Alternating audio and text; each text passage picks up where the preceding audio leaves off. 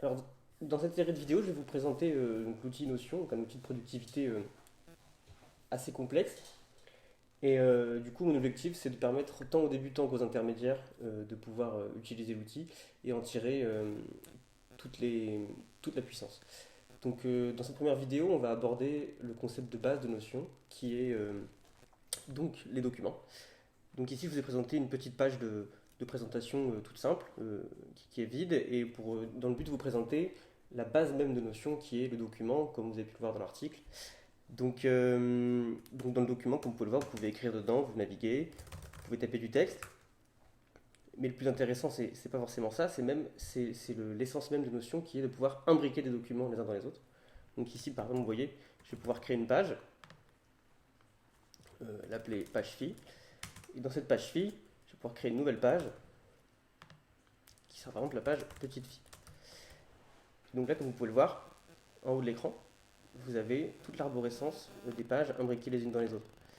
Et c'est là toute la force de Notion, c'est que vous allez pouvoir créer une arborescence de pages euh, à l'intérieur même de vos pages. Donc en fait, contrairement à l'ordinateur avec les dossiers, les sous-dossiers, etc., ici c'est directement intégré au document, comme si dans un Microsoft Word, vous pouviez intégrer des documents les uns à la suite des autres.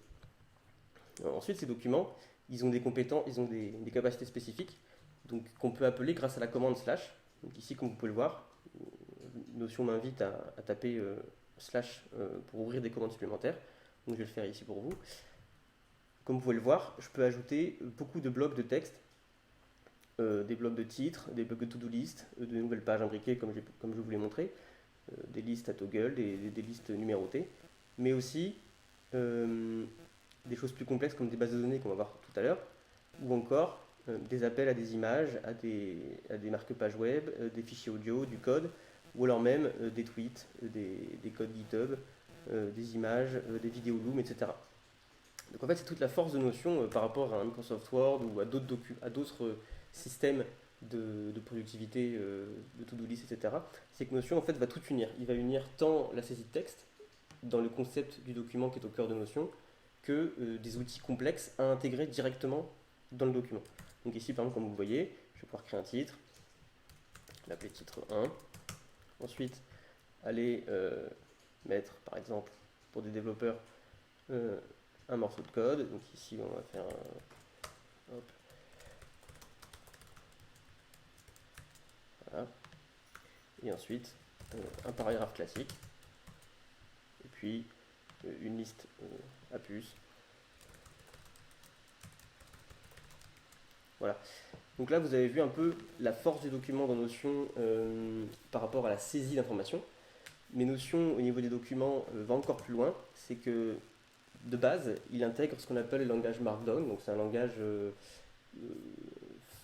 enfant du HTML qui permet de saisir du texte très rapidement avec des raccourcis. Par exemple, si vous voulez créer un titre 1 comme j'ai pu le faire ici, vous avez juste à saisir un dièse ou hashtag, vous avez un titre 1. Si vous voulez faire un titre 2, c'est 2, titre 3, c'est 3. Pareillement pour les listes, pour les to-do list par exemple. Euh, alors, pour les to-do list ou alors même par exemple pour une liste à puces, vous mettez un tiret, hop, ça devient une liste à puces. Vous mettez un comme ça devient une liste numérotée. Donc là, on a abordé le document de base. Donc dans la vidéo d'après, je vais aller plus loin. Donc dans la vraie force de Notion, qui est de pouvoir intégrer des bases de données directement dans vos documents. Et vous allez pouvoir donner beaucoup d'intelligence à des documents texte classiques.